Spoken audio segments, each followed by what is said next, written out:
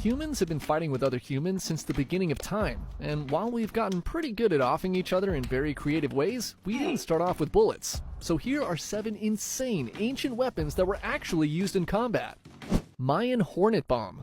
Okay, so we're gonna start with the primitive weapons first, and then work our way towards more advanced stuff. And this first one is right from Mother Nature herself. The Mayan Hornet Bomb was essentially exactly what it sounds like. It was a primitive bomb that contained a swarm of angry hornets that, when released, would viciously sting whoever was near them. Hornets are actually known to kill up to 50 people a year in present-day Japan, so they definitely can be dangerous, and the Mayans figured out how to weaponize these ornery insects to inflict maximum pain on their enemies. You may be now wondering, what's the difference between a bee and a hornet anyway? Aren't bees our friends, pollinating flowers and stuff? Well, size for one thing. Hornets are bigger, and unlike bees who are pretty much vegan, hornets like to eat meat. But probably the biggest difference when it comes to being used as a weapon, bees can only go on kamikaze missions and die when they sting something. Hornets, on the other hand, can shank you with their venom-filled stinger as many times as they want. Now, you can't just pick up a hornet's nest and hold it until you're ready to use it without expecting to become a casualty of war yourself. So the Mayans not only had to figure out how to collect the hornets, but also how to keep them alive and store them safely so they could be used in battle. They would carefully transfer the hornets from their nest to clay pots or gourds using smoke, and then seal them in with wax or clay, leaving holes so the bugs could breathe. When the time for war came, the Mayan warriors would carry these pots and gourds into battle, and right before they would use them, they would shake the bombs to get the hornets really pissed off. Then they would lob the hornet bomb at their enemy. The bomb would break open, and instantly a swarm of angry hornets would fly out and start stinging whoever was near them. The Mayans also used these hornet bombs in booby traps. When defending a position, they would create dummy soldiers with the hornet bomb placed as the decoy's head. They would then dress the dummy with warrior headgear and position them in key locations. When their enemy would charge in and try to club one of these dummies on the head, the gourd would split open and the attacker would be greeted with a face full of angry hornets stinging their eyeballs. Poop.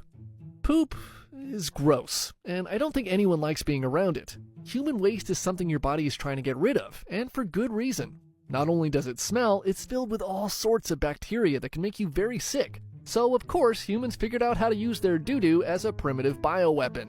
Now, you're probably thinking of cavemen slinging shit at each other like monkeys, right? Come on, we're more evolved than that. We can do better. Let's first take a look at the ancient Scythians. They coated their arrows with a poison made of human poop, blood, and viper excrement. When these arrows hit someone, the wound would easily become infected and gangrenous, causing a slow, painful death. In medieval Europe, poop was a strategic resource. Military geniuses like Conrad Kaiser recommended it for both offense and defense, storing the brown stuff in barrels for future use. And when the bubonic plague rolled around, flinging the feces of the afflicted over castle walls was all the rage. And let's not forget ancient China, where they would load up catapults and trebuchets to launch dirty bombs made of poop, hemp string, and gunpowder over castle walls during sieges. Sure, that made a mess. Anyways, poop was also used as a weapon as recently as the Vietnam War. The Viet Cong would coat sharp punji sticks with human feces and place them at the bottom of booby traps, hoping an American GI would fall into them. The GIs would slip and fall into these traps and were pierced by these punji sticks and would suffer horrible infections. Which kinda leads into the next weapon, Guai Jian. Now, this one technically could have been included in the last section, but I think it deserves its own. Guai Jian, or the ghost arrow, was an ancient Chinese weapon and booby trap that was kinda like stepping on Legos that could kill you. While at first glance, they kinda look like toys or pieces from a kid's game, don't let appearances fool you. Guai Jian was an extremely dangerous weapon not just for the victims, but also for the user. These iron caltrops were sharp and were slow cooked in human feces and poison to coat them entirely with dangerous bacteria. After coating, they would be held in specially made bamboo containers to protect the handler. To use them, the soldier would sprinkle the poisonous caltrops on the ground for a foot soldier or horse to step on. They were mainly used to protect flanks or to retreat from battle. Reportedly, they were also used in naval warfare and shot from a distance onto enemy ships. Imagine standing on deck and taking one of those to the neck! Holy shit, I actually hit him! Chinese wolf brush. Speaking of Chinese naval warfare, it's the 16th century and China is having a serious pirate problem. These aren't your average swashbucklers. These are Wokwo, a fearsome blend of cultures including Korean but mostly Japanese marauders. They were pillaging and plundering along the Chinese coast using large two-handed swords that could easily chop through wood or bamboo. Bad news for any defender holding a standard issue spear. So how do you counter such a threat? You've got a few options. Option A, a super long spear to poke from a distance. Option B, a shield that could withstand the sword strikes. Or Option C, a bamboo branch. What? This was the choice of Qi Jiguan, one of China's greatest military strategists.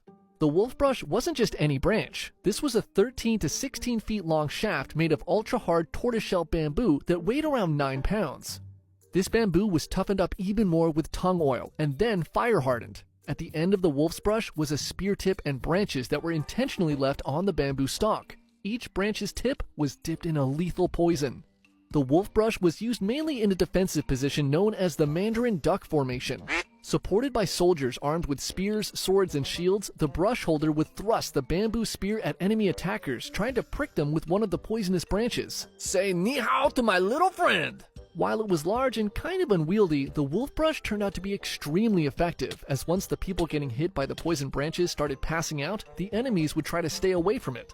Some designs were even said to be able to fend off arrows, so it was also good for defense.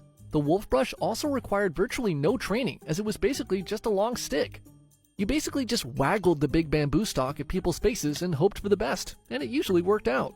Eventually, the bamboo branches were upgraded to iron branches, which made them even more effective at slicing and poisoning the enemy. Urumi Whip Sword. This one seems like something a kid would come up with when designing their own superhero, but it's real, and it was deadly. Invented in the 11th century in southern India in a region called Kerala, the Urumi whip sword is basically exactly what it sounds like, a cross between a sword and a whip.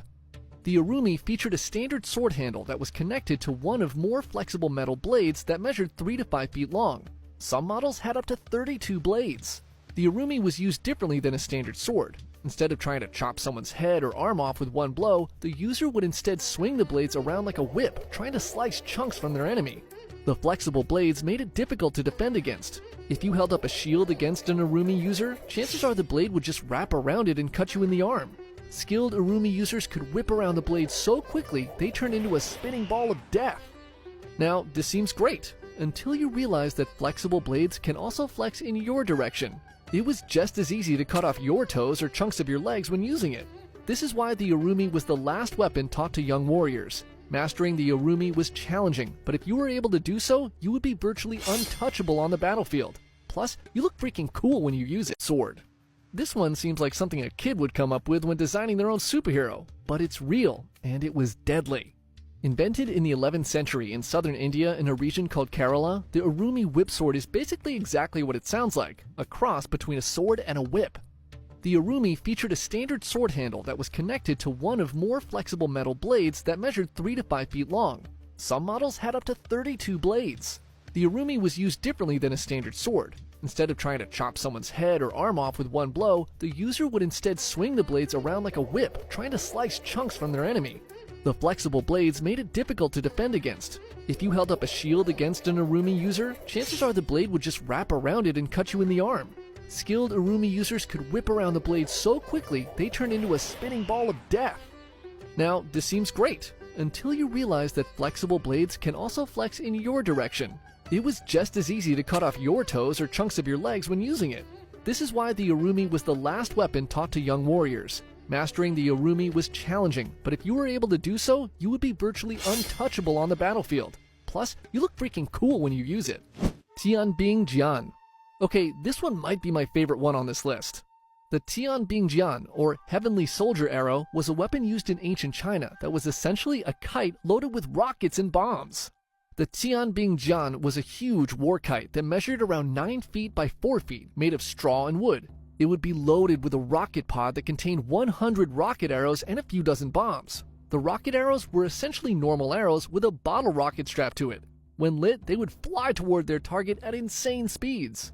This war kite was mainly used in night raids. A long, slow-burning fuse connected to the rocket pod was lit, and the kite flyer would fly the Tianbing Jian into an enemy fort or behind enemy lines. The goal was to get the kite in position near the sleeping enemy before the fuse reached the rocket pod. Because the kite was flown at night using nothing but the wind, it was silent and could enter into enemy territory completely undetected. The Chinese were the ones who discovered gunpowder, so these war kites were essentially the first bombing raids in human history. There was also another version of this war kite called the Tian Lei Pao, which instead of a rocket box used a death row convict strapped to the kite armed with rockets and bombs. The convict's job was to fly into enemy territory on the kite and manually launch the rockets and bombs in a kamikaze mission. At least these inmates got to go out with a bang. The Claw of Archimedes. It's the tail end of the 3rd century BCE, and the Second Punic War between Rome and Carthage is causing chaos and collateral damage throughout the Mediterranean. Caught in the middle of this war was one of history's greatest minds in mathematics and engineering, Archimedes, who was living in Syracuse, a city on the island of Sicily. Sicily was a highly valued strategic position for both the Romans and Carthaginians, which made it a prime target for both armies. So in 214 BCE, the Romans arrive at Syracuse and begin a siege. The people of the city turn to Archimedes to come up with a plan, a weapon, anything that could help stop the Romans from invading their city. So, like an old-timey Oppenheimer, Archimedes put his big brain to work and came up with one of the nerdiest weapons of ancient history, the Claw of Archimedes. The Archimedes claw was essentially a giant crane that was mounted onto the city walls. Attached to the crane was a giant hook or claw that was large enough to snag onto Roman ships. When the Romans sailed too close to the wall, the crane's claw would be dropped onto the ship, hoping to hook something on board. Once the claw was secured, the crane would lift the ship into the air, tossing its crew into the water. The ship would then be released, and with luck, it would capsize or be destroyed from the impact and sink to the ocean floor. Archimedes also reportedly created a solar death ray out of mirrors, which focused the sun's energy onto the wooden Roman boats and set them on fire. The Romans became frustrated by the effectiveness of Archimedes' inventions, and orders were sent from top commanders to find and capture him alive once they were in the city. A brilliant mind like Archimedes designing weapons for the Romans was a dream for these generals. Unfortunately for everyone, the Roman soldiers didn't really know what Archimedes looked like. When they finally entered the city, one of the soldiers found an old man studying in his room. The old man rudely told the soldier to get out of his house, and the soldier, annoyed by the disrespect, responded by killing him on the spot. Oops, turns out that old man was Archimedes, and the Roman general in command of the siege was not very happy that happened.